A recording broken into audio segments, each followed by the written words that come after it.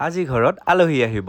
কোন আহিব জনাম বাৰু। কিন্তু মোৰ অৱস্থা চাওকচোন, এনেকুৱা লাগিছে ঘৰ চাফা কৰি কৰি মই এই দুনিয়াৰ পৰা চাফা হৈ যাম। পিছে আলহী অহাৰ আগত ঘৰৰ পৰিস্থিতিটো খুবেই হুলস্থুলীয়া হয়, নহয় জানো? ইটো কৰ সিটো কৰ বুলি নানা ৰকমৰ যজা চলি থাকে। পিছে আমাৰ মায়ে আলহী আহিলে খুবেই ভাল পায়। কেতিয়াবা সময় মিলিলে আহিব আমাৰ ঘৰলৈ। পিছে আজিৰ আলহীকেইটা অকমান স্পেচিয়েল, সিহঁতেও মোৰ দৰে ফুডি, সেইকাৰণে ভাবিলো আজি নতুন ধৰণে মাংসটো বনাও। আৰু এয়া আহি গ'ল আজিৰ মোৰ স্পেচিয়েল গেষ্টবোৰ, মানে মোৰ কলেজৰ ফ্ৰেণ্ডছ কেইটা। আৰু ৰাইজ আমাৰ ঘৰত কিন্তু স্প্ৰাইট, কোকা-কোলা আদি খোৱাৰ কোনো নিয়ম নাই। আমি আকৌ ঘৰতে হোৱা নেমুৰ ৰস খাইয়ে বেছি ভাল পাওঁ। স্প্ৰাইট, কোকা-কোলাৰ পৰিৱৰ্তে এইটো খোৱাই বেছি ভাল বুলি মই বিশ্বাস কৰো। ইমান গেলা গৰমৰ দিনত এইবোৰে সাহাৰা। আৰু আমি 90s কিডে পানীৰ লগত এনেকে এবাৰ হলেও জীৱনত খেলি পাইছো, নহয় জানো? আজি অহা মানুহবোৰ যিমান স্পেচিয়েল আছিল সেই হিচাপছে মেনুটো স্পেচিয়েল নোহোৱাকে থাকিব পাৰিনে? সেইকাৰণে আমি বনাই আছিলো ফ্ৰাইড ৰাইচ আৰু লগতে এই পাপৰটো। মাংস আৰু পনীৰটো মই বনাম বুলি ভাবিছিলো, কিন্তু পিছত মায়ে আৰু পাঠক দাই মিলি কেনে বনাই দিলে। এতিয়া সময় হলেই যিহেতু ইহঁতক খাব দিলো।